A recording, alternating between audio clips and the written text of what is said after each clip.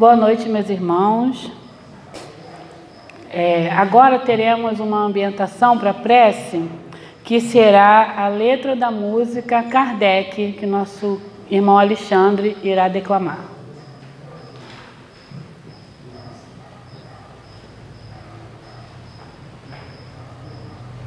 Kardec, de Luiz Pedro Silva Paulo. Kardec, em amor, em verdade, em carinho. Você foi muito mais que simples codificador. Foi mais que a dor. Você que mesmo exausto não parou. E que mesmo sedento não negou a fonte de água viva que você descobriu para o mundo inteiro. Para o mundo inteiro. Para o mundo inteiro. Vamos fechar nossos olhos e agradecer ao Pai Maior a oportunidade de estarmos aqui hoje, nesta noite maravilhosa, e que vamos vibrar, Senhor, com nossa irmã que trouxe o estudo, falando do nosso irmão Kardec, esse querido que nos trouxe a doutrina para esclarecimento de nossos corações que precisavam de tanto consolo. Querido Mestre Jesus, nosso irmão querido, esteja sempre conosco, agora e sempre. Assim seja. Nós teremos a nossa querida irmã Yolanda Barbosa, que frequenta a instituição Associação Filantrópica Cristã Espírita Irmênia Ribeiro, que fica na Travessa Aurora 52, aqui em Santa Cruz. Está aqui o meu convite para quem quiser conhecer. E estamos iniciando o mês espírita em homenagem a Kardec. Hoje o tema será Um Irmão Chamado Kardec. Vibremos com a nossa irmã.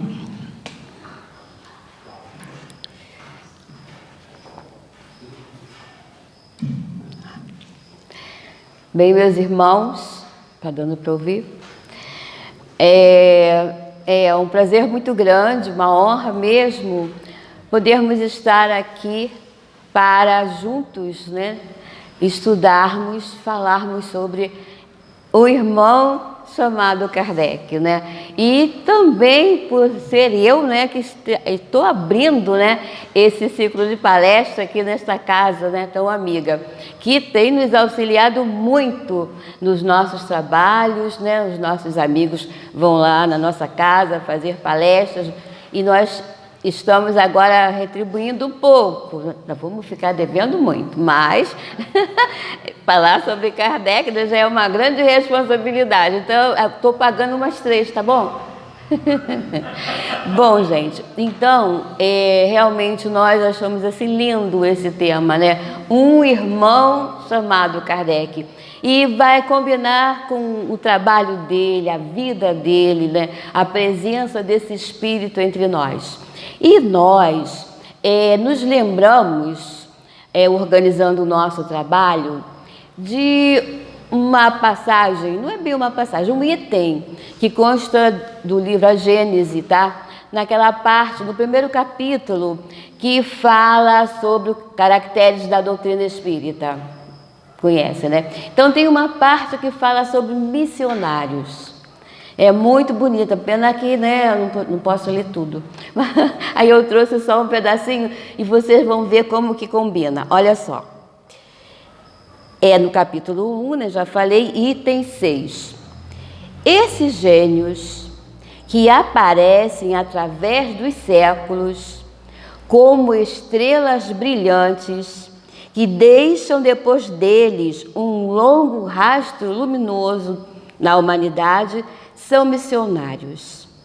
As coisas novas que ensinam aos homens, seja na ordem física, seja na ordem filosófica, são revelações.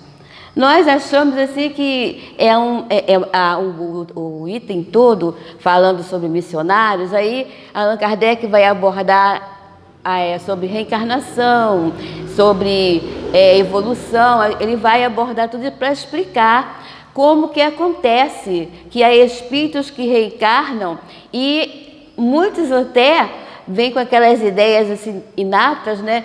E eles têm condições de realizar grandes trabalhos importantíssimos, se destacam, né? Diante dos demais, né? E se perguntam como pode, será privilégio? Aí ele vai explicar sobre a reencarnação, muitas vidas, muitos sacrifícios, muitas renúncias, até que eles conquistam, né, um cabedal enorme de conhecimentos, de experiências, e eles então têm essa condição de fazerem esses trabalhos. Como ele diz, passam através dos séculos como estrelas brilhantes, que realmente, no sentido espiritual, dentro das orientações do trabalho que realizam, iluminam realmente, né? E ele diz, deixam um largo rastro luminoso na humanidade.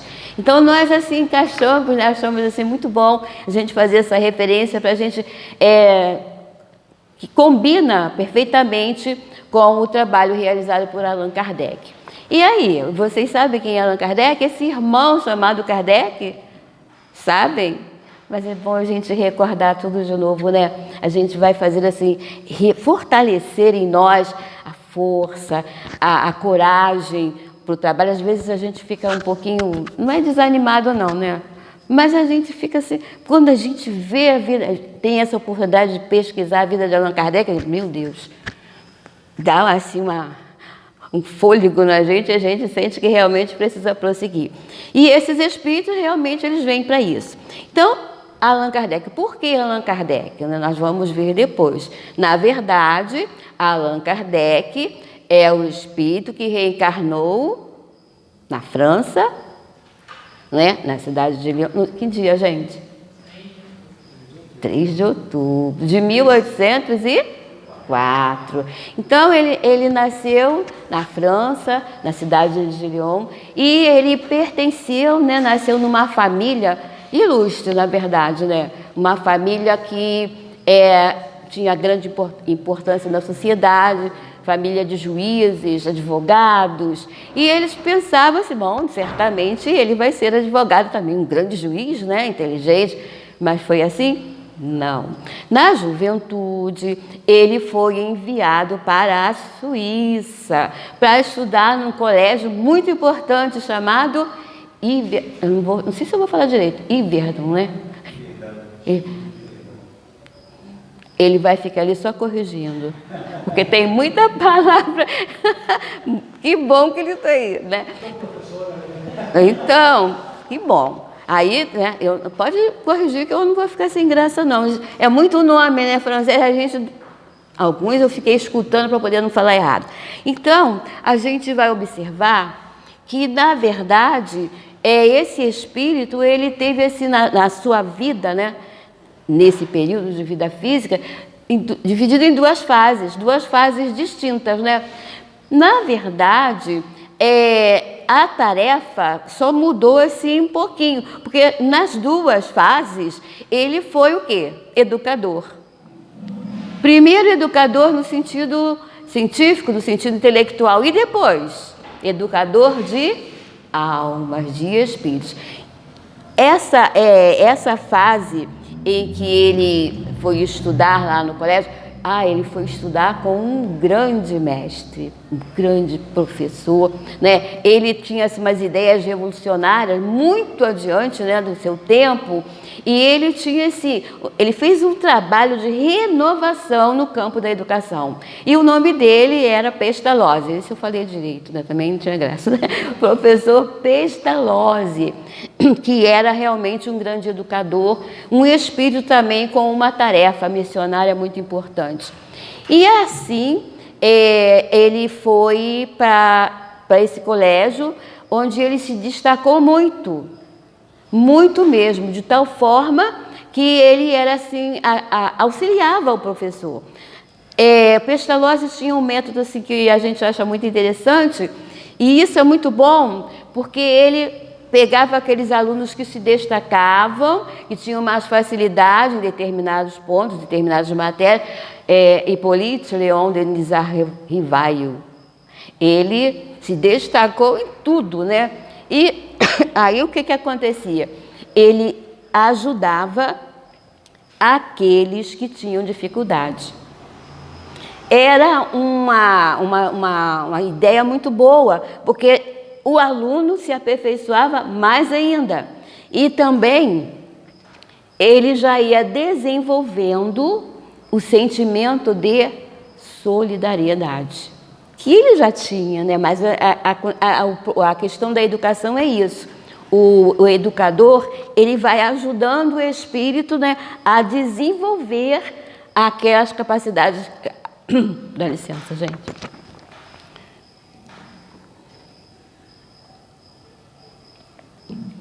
Aquelas capacidades que ele já vai desenvolvendo, e Pestalozzi tinha uma capacidade muito grande para isso. É importante a gente lembrar que a família, né, onde o senhor Rivail nasceu, era de tradição católica, né? E o colégio em que ele estudou era de tradição protestante. Então ele absorveu os ensinamentos na infância do catolicismo e do protestantismo. Também isso foi muito importante.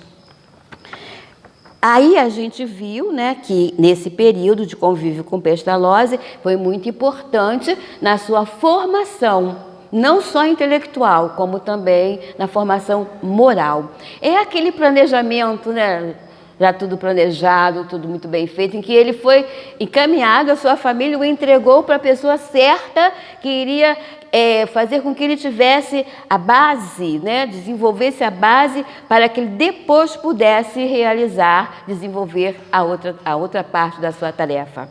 E nós vamos ver também que quando ele terminou os estudos, ele retornou para a França, mas não para Lyon. Ele retornou para Paris. E lá então ele se dedicou à tarefa educacional, ao campo da educação. E ele se dedicou assim com muito afinco, ele trabalhou muito porque ele tinha muito interesse em auxiliar. E ele, se valendo daquilo que ele conseguiu aprender no Instituto com o professor Pestalozzi, ele divulgou, ele aproveitou esses ensinamentos para poder realizar o seu trabalho no campo da educação. Então, Allan Kardec, ele fundou um instituto, né, um instituto chamado Instituto Rivail, em que ele foi auxiliado, né, ele fundou junto com a sua esposa, Amélie Baudet, em que ele se fez parceria com seu tio. Só que o seu tio tinha muitos problemas e acabou prejudicando o trabalho e a escola teve que fechar. Mas ele não desanimou, ele continuou trabalhando porque ele tinha muitos conhecimentos. E ele foi autor de livros que influenciaram o sistema educacional na França. Fez parte de grandes academias, recebeu vários prêmios, né, dentro do trabalho que fazia. Inclusive teve uma tese que ele colocou muito importante, que era assim: qual o sistema de estudos mais em harmonia com as necessidades da época? Quer dizer, esse interesse de auxiliar no avanço, na transformação, na melhoria dos estudos e até oferecer melhores recursos para os alunos.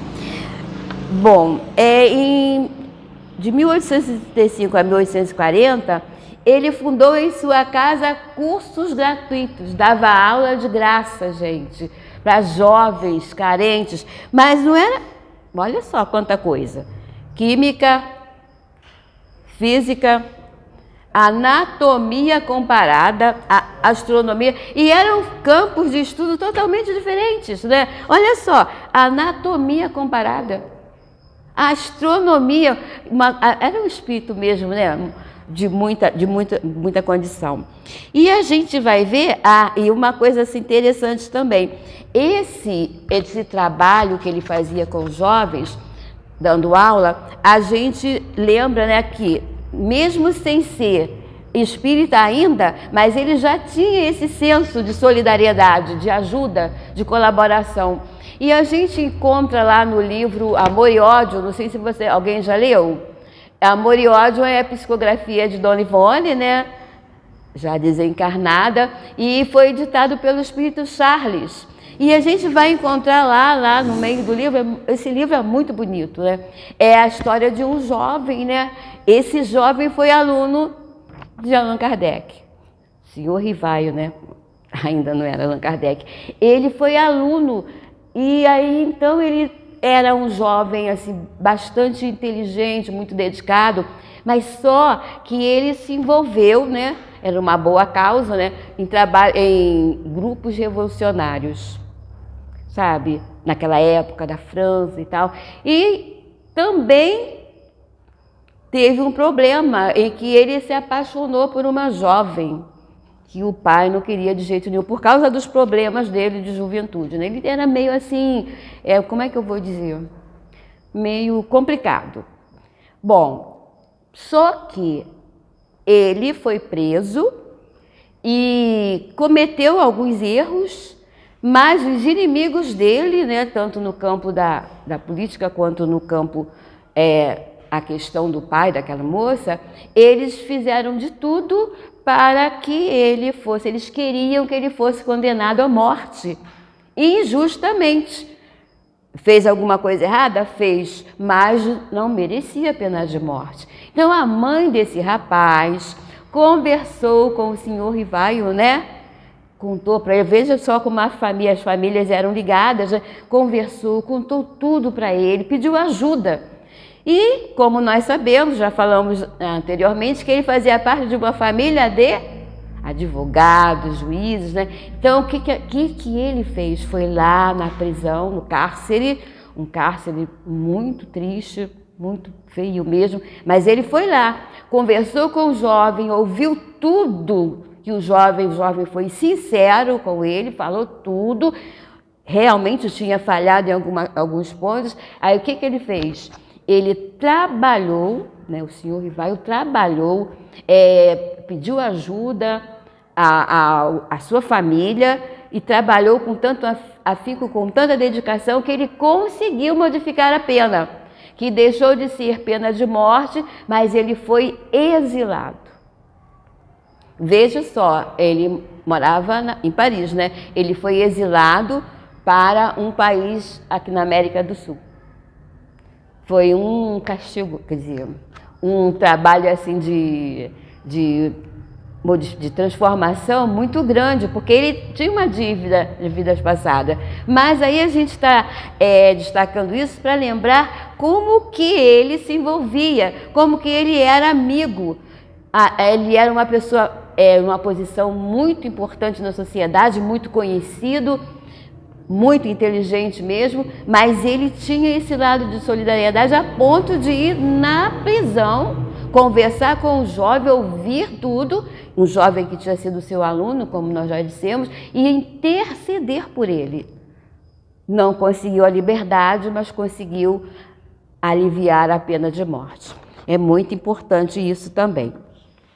E nós vamos ver que ele também fez muitos livros, né, importantíssimos na área de educação, para ajudar, para modificar, auxiliar os estudos, né, na França. E nós vamos ver na biografia, né, no livro Obras Póstumas, que tem assim, muita informação sobre a vida dele, nós vamos ver que lá são citadas 8 obras, entre outras que ele havia feito. E nós destacamos uma que achamos interessante. Olha só.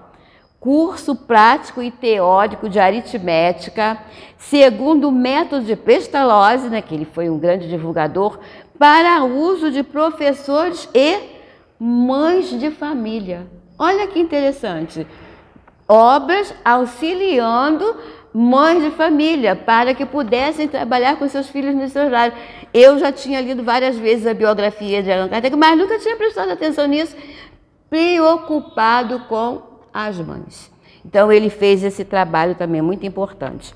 Então, a gente repete aqui, né, como está lá, Kardec foi zeloso pregador desse célebre educador, Pestalozzi, que tão grande influência exerceu sobre a reforma do ensino na França e na Alemanha.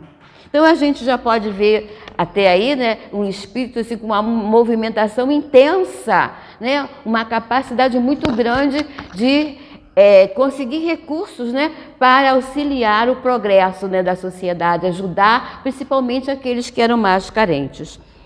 Nós lembramos também que ele estudou magnetismo.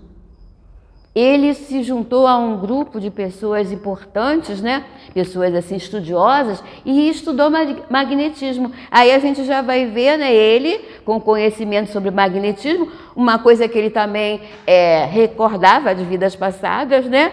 Quando ele também fez parte de um grupo que ele era sacerdote e estudavam sobre também esse tema. Então, ele estudando magnetismo, ele já estava se preparando para a tarefa que ele iria desenvolver. Bom, aí uma coisa também que eu tirei lá de Obras Póstumas. Falamos que ele foi, na infância, né? A família era católica e foi educado num país protestante. Olha só, ele diz assim: pelo fato de ter nascido sob a religião católica e educado num país protestante, sofreu com atos de intolerância, o que fez trabalhar em silêncio durante longos anos com o intuito de alcançar a unificação das crenças. Interessante, né? Ele já tinha essa ideia, unificação das crenças. Aí eles dizem assim: faltava-lhe, porém, o elemento indispensável para a solução desse grande problema. Então, ele tinha essas questões, né? Tinha experiência de ensinamentos católicos, de ensinamentos protestantes, havia conflitos, né? Então ele não compreendia, ele não entendia como é que podia religiões ter tantos conflitos. Então ele queria e estudava em silêncio, achando que um dia ele iria conseguir fazer a unificação das crenças. Que interessante, né? Ele já tinha essa ideia. Bom, o Espiritismo veio ao seu tempo imprimir-lhe especial direção ao trabalho. E aí vamos, né? A gente está falando dele nessa primeira fase, e a segunda fase. Ele mesmo conta em Obras Póstumas, né?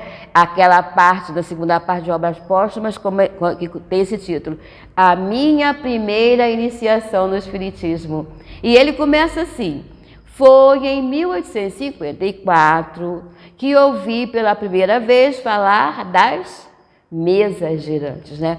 E ele, o movimento das mesas girantes foi uma coisa assim muito grande, né? Envolveu a sociedade, jornais divulgavam, era uma coisa realmente para chamar atenção. E ele, em 1854, ele ouviu falar das mesas girantes pelo senhor Fortier, magnetizador, pertencente a esse grupo que a gente já falou. Então, o senhor Fortier falou para ele assim: parece que agora as pessoas, não é só as pessoas que podem ser magnetizadas, pode se magnetizar também as mesas. E elas se movimentam, sobem, descem e tal. Aí o senhor Rivail disse assim: realmente, né? Se pode magnetizar pessoas, pode-se também magnetizar objetos. E não achou isso assim, não tinha muita novidade para ele. Depois, esse mesmo senhor Fortier, ainda nesse 1854, o senhor Fortier veio e disse: olha, não só a mesa se movimenta, mas ela também responde, ela fala. A gente faz as perguntas e as mesas respondem. Aí Allan Kardec, se fosse ia dizer: ué, tá maluco? Como é que pode uma coisa dessa? Eu ia falar assim desse jeito. Mas Allan Kardec não, ele daquele jeito deles. Isso aí já é uma outra situação, uma outra ideia. Eu poderei acreditar se eu puder ver, né? E se vocês conseguirem me provar que a mesa tem nervos para sentir e cérebro para pensar. Até lá, me permita considerar isso uma história de carochinha. Já tinha naquele tempo, né? Uma história, um conto, né? Uma fantasia. E também não se interessou muito bem. Bom, Aí, mais tarde, em 1855, ele encontrou com uma outra pessoa, amigo de 25 anos, o senhor Carlotti.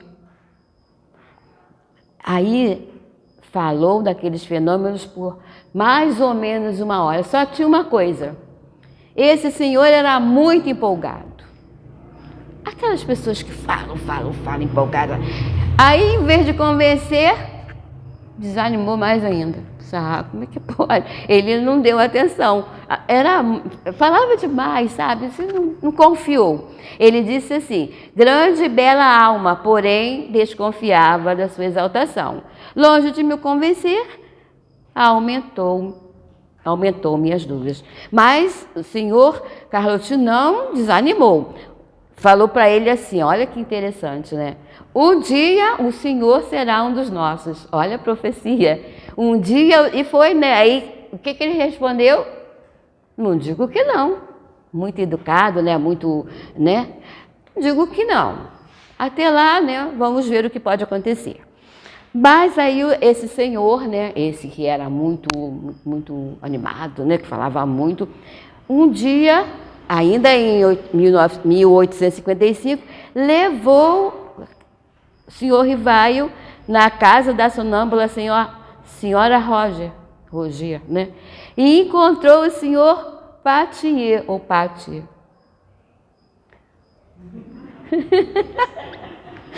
Eu vou ficar sempre te olhando, desculpa.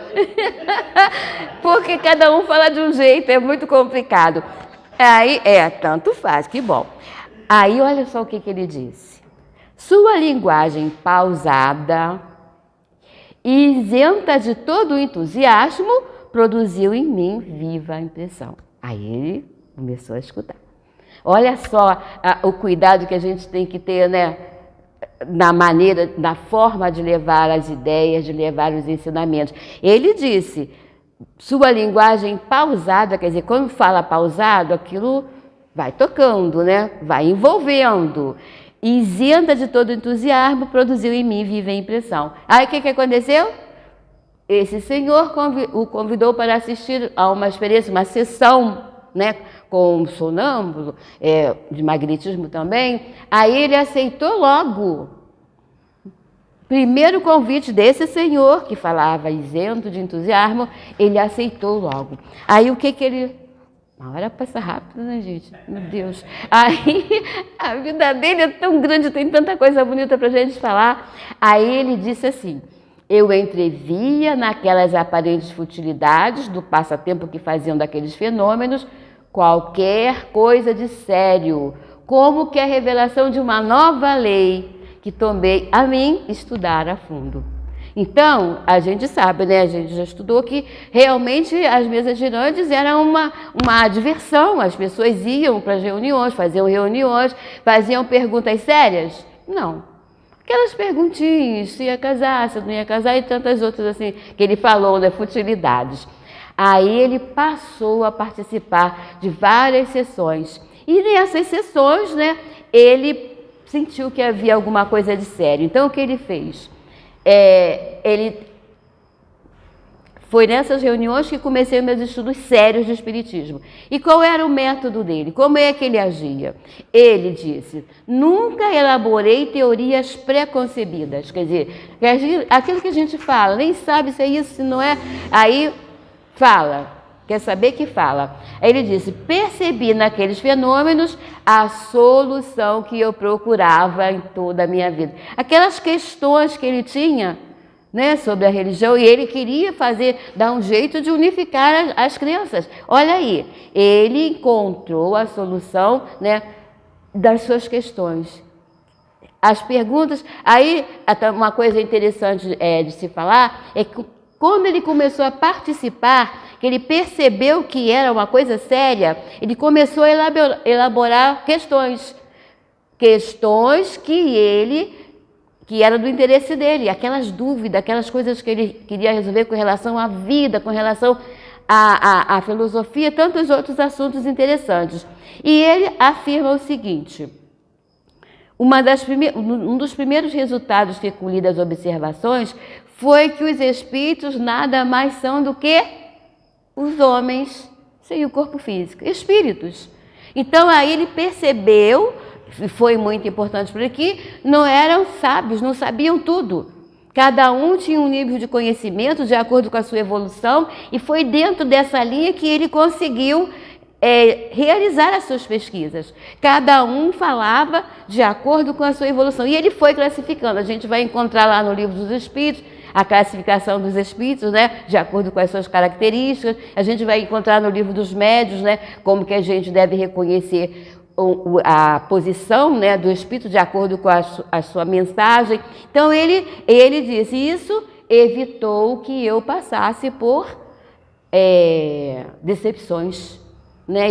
Ele pesquisou muito, aprofundou os estudos, comparava, tirava as repetições, e ele foi levando as questões para essas sessões que se tornaram sérias com a presença dele. O que aconteceu? Os espíritos que só queriam brincar, tanto encarnados quanto desencarnados, foram saindo, e foram vindo os espíritos sérios, que já eram aqueles espíritos designados para auxiliá-lo no trabalho, né? Então, ele disse: tentei nas reuniões obter a resolução dos problemas que me interessavam do ponto de vista da filosofia, da psicologia e da natureza do mundo invisível. Então, ele quando ele diz que ele agiu com os espíritos como faria com as pessoas, né? Cada um, de acordo com a sua posição, poderia dar a sua colaboração. Então, ele foi em diversos lugares. Tem até lá no Livro dos Médiuns aquela passagem que ele conta que um médium vidente pôde ver o espírito que era o autor daquela peça que estava sendo apresentada no teatro, né? Conversou com ele. Então, vocês vejam só a movimentação, né, desse espírito. Bom, aí ele fazia as perguntas sérias, né? Aí uma coisa importante também: a princípio eu cuidava apenas da minha instrução, era do interesse dele. Ele viu que ali ele podia encontrar a solução, como nós já falamos. E aí a gente vai ver que, olha só, em 1855 ele começou a frequentar as reuniões. Quando foi que saiu a primeira edição do Livro dos Espíritos? Olha só, 2 anos. Quem viu o filme viu o trabalho dele. A imensidão de cartas, onde as pessoas traziam, mandavam as mensagens, enfim, 2 anos, gente. Olha que espírito. A gente fica toda a vida para ler um livrinho, fazer um trabalho, um estudo. E ele conseguiu. Lógico que a gente sabe que tinha os médiuns, a gente também tem que ressaltar esse grande trabalho, porque foi um trabalho muito importante. Olha, eles eram consultados com questões seríssimas, né? E eles serviam de instrumento para que espíritos evoluídos pudessem se manifestar e dar as respostas. E a gente viu então que, olha só, em 1857 foi o Livro dos Espíritos. Em 1861 foi o Livro dos Médiuns. Em 1864 foi o Evangelho segundo o Espiritismo, não é? E depois o Céu e o Inferno, em agosto de 65, e a Gênese, em janeiro de 1866. Olha aí o período. De 1854 a 1000, aí ainda tem a Revista Espírita, que foi um trabalho magnífico. Quem já leu a Revista Espírita, a coleção toda? Quem está estudando? Desculpe fazer essa pergunta, tá? Estou fazendo para mim também. Porque, assim, as pessoas quando fazem as suas palestras e pesquisam na Revista Espírita, que eles falam, gente, são assuntos importantíssimos. Se a gente pudesse... eu sei que tem casas espíritas que tem um grupo que fazem estudos da Revista Espírita.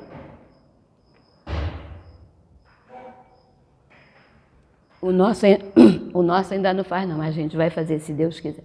Então, olha só o período, né? Um curto período. E essa Revista Espírita era Mensal, mensal. Eu coloquei aqui, mensal. Então, gente, a gente está aqui falando assim realmente de um espírito, de uma capacidade que assim, que a gente fica assim, essa palavra fantástico, não é o fantástico impossível não, é o fantástico assim de um trabalho grandioso, né? De um espírito assim que se dedicou, que doou a sua vida para poder nos deixar. E o que a gente tem que ressaltar bastante mesmo é que ele foi assim um fiel servidor do Cristo. A tarefa dele era, junto com aqueles que serviram de instrumento, com a ajuda, né, dos Espíritos, quando a gente vê lá no prefácio do Evangelho, quando fala que os Espíritos, como se fossem assim, luzes, né, descendo, falando assim da evolução desses Espíritos que iriam participar desse trabalho, né, da restauração do cristianismo. Então a gente vai ver espíritos que ficaram no plano espiritual colaborando e espíritos que reencarnaram colaborando também. Então era um grupo imenso de espíritos envolvidos nesse trabalho. Mas ele tinha a tarefa de coordenar. E foi um trabalho muito bem feito, criterioso. E foi interessante até que para editar, né, o moço lá da livraria, ele ficou meio assim, de gastar dinheiro e depois não sair nada. Aí o que aconteceu? Ele disse, não, pode deixar que eu me responsabilizo. Aí foi aquela coisa maravilhosa, né? Saiu, foi livro dos Espíritos, aí o livreiro se animou, né? Aí começou a colaborar. Então, gente, a gente ressalta aqui todo esse trabalho, né, esse tempo mínimo, uma vida totalmente dedicada a esse trabalho. E a gente vai encontrar lá ainda em Obras Póstumas um texto, né, Allan Kardec mesmo contando, quando ele estava organizando o Evangelho. Leiam, que é muito bonito. Quem já leu, relê, tá? Que é muito bonito.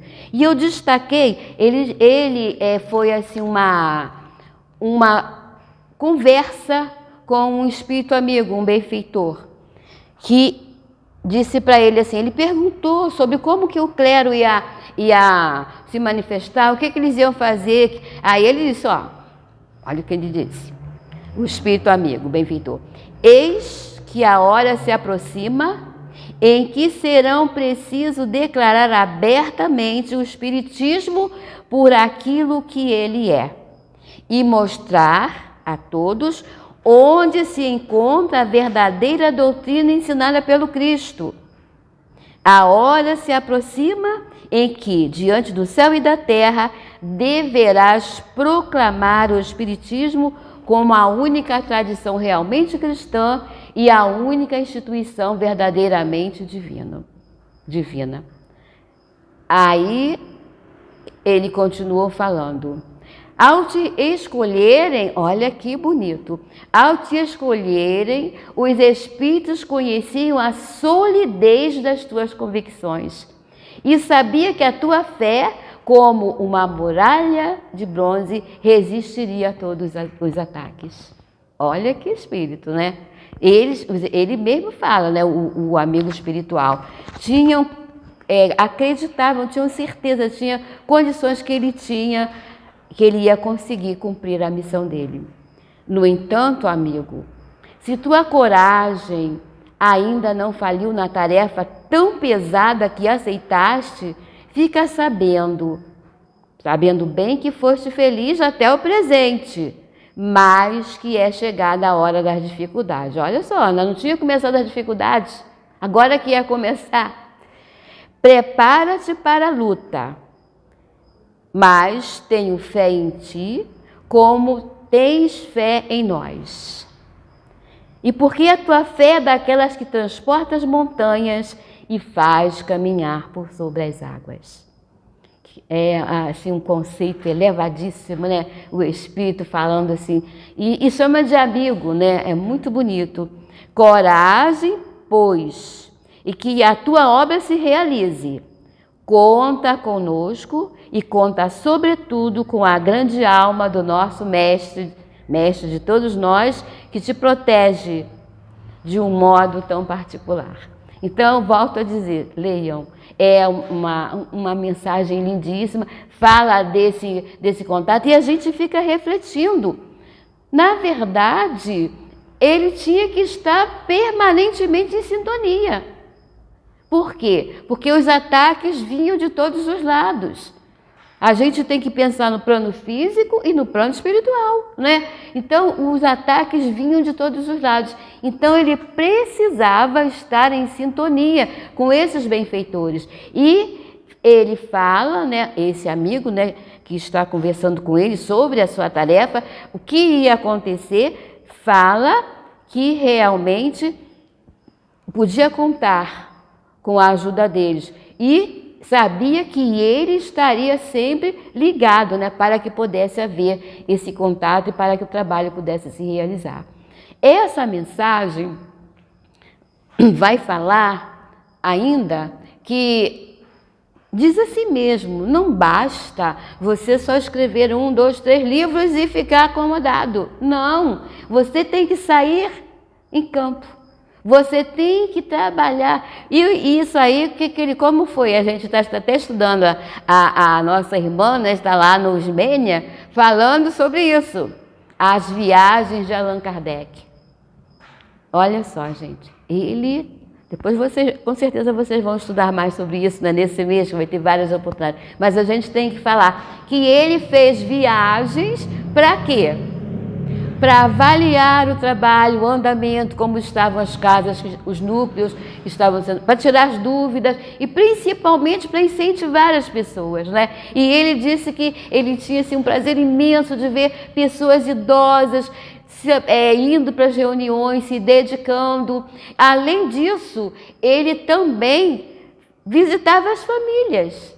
Ele era uma pessoa assim, muito sociável. Aí até quando a gente viu, não sei se vocês viram, aquela live, né, que o Sérgio colocou, né, através do YouTube, sobre Kardec, sempre Kardec, né, que aqueles dois, né, Jailton e Tiago, né, eles fizeram uma pesquisa, quem não viu, veja, uma pesquisa lindíssima, porque não falaram só da vida como aquele homem que fez os livros, que codificou a doutrina espírita, não, o amigo, o irmão, por isso que eu achei assim, bem sugestivo, que se aproximava das pessoas, que ia em reuniões familiares e fazia palestras, tirava as dúvidas.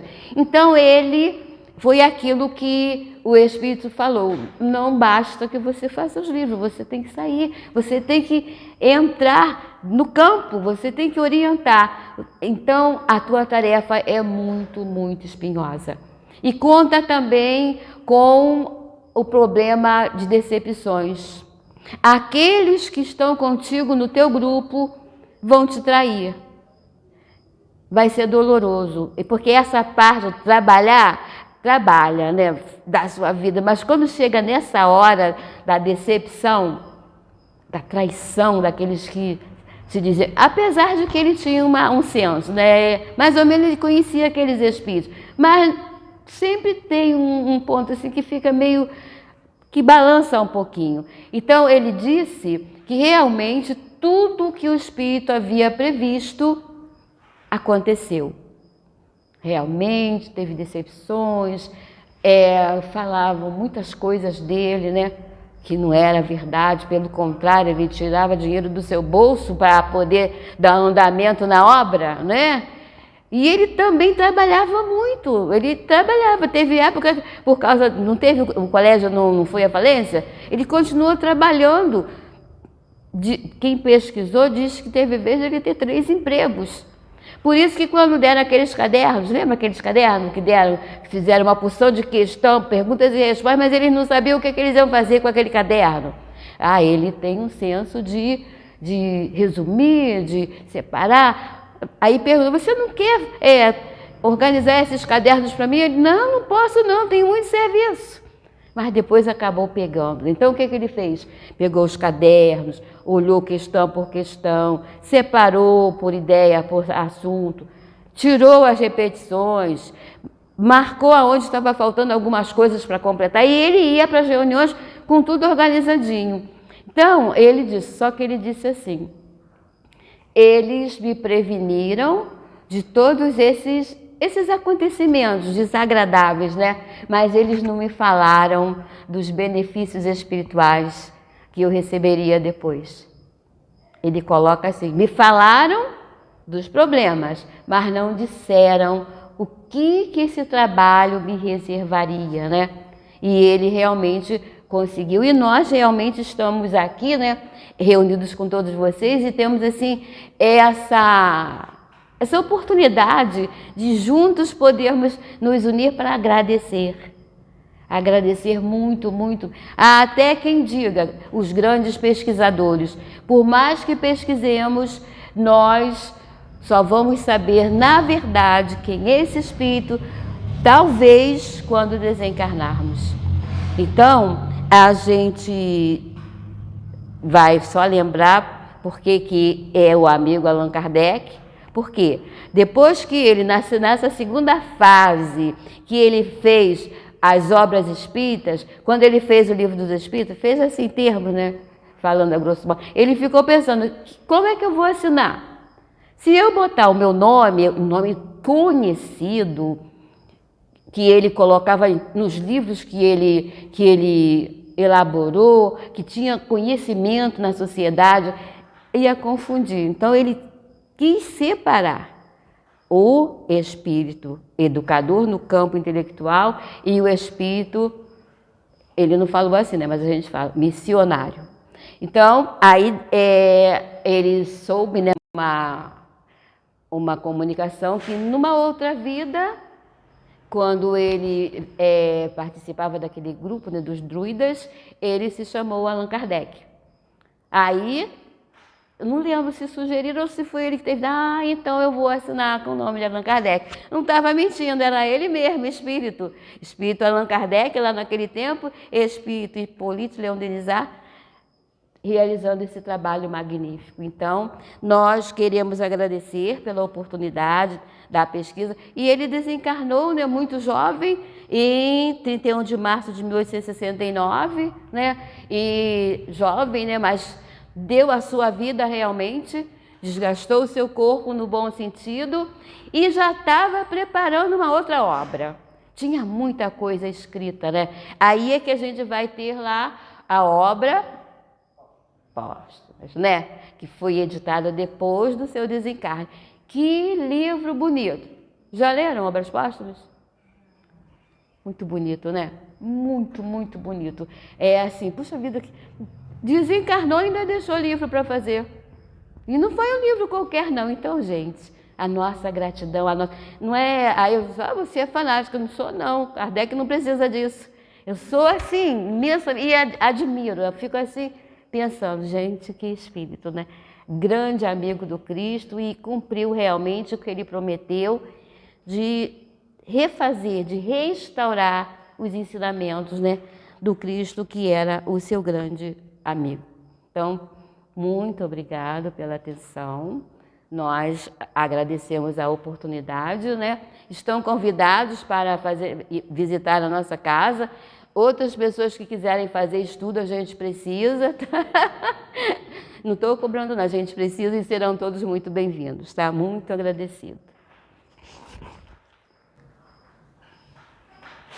Agradecemos a nossa irmã Yolanda pelo esse banquete sobre Kardec. Muito obrigada, Yolanda. Eu que agradeço. Leve para o Ismênia Ribeiro um abraço da família Selquiana. Sim.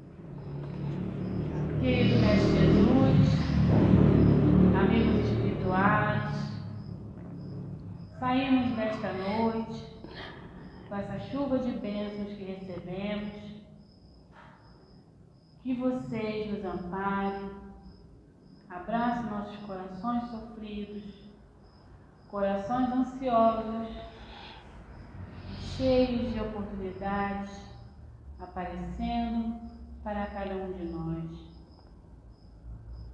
Querido Jesus, irmão da nossa fé, que nos ampara sempre quando solicitamos, que nessa noite, Senhor, possamos levar esse bálsamo de aconchego para os nossos lares e para todos aqueles que solicitarem a nossa ajuda, a nossa compaixão, o nosso consolo esse deixado e explicado por Kardec, Allan Kardec, homenageado no mês, que Jesus deixou esse amor voltado para todos nós, que possamos levar esse amor conosco, hoje, agora e sempre. Que assim seja.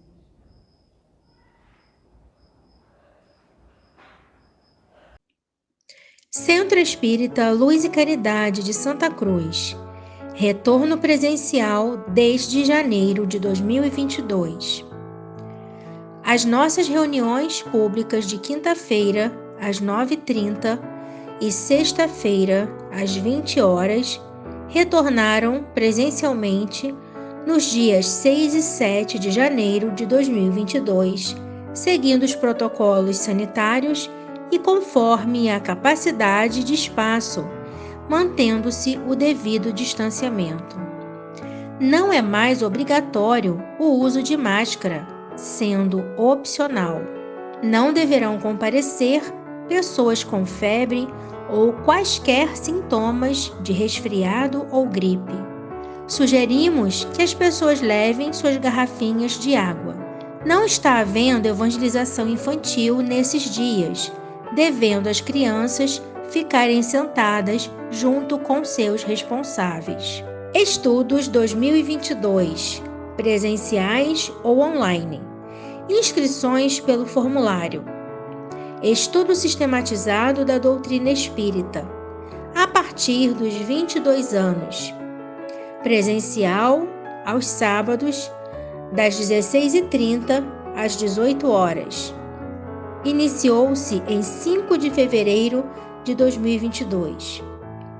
Online, às segundas e quartas quintas-feiras, das 20 às 21 horas, iniciou-se em 10 de fevereiro de 2022. Evangelização Espírita da Juventude, dos 13 aos 21 anos. Presencial, aos domingos, das 10 às 11h30. Iniciou-se em 6 de fevereiro de 2022. Evangelização Espírita da Infância e da Família. Presencial, para crianças de 3 a 12 anos, pais e responsáveis. Aos domingos, das 10 às 11h30. Iniciou-se em 6 de março de 2022. Ama o teu próximo como a ti mesmo. Jesus. Está em Mateus, capítulo 22, versículo 39. Vacinar-se é um ato de amor ao próximo e a si mesmo. Vacine-se. Centro Espírita Luz e Caridade de Santa Cruz, Rua General Olímpio, 607, Santa Cruz, Rio de Janeiro, RJ. Telefone 21 3395 0509.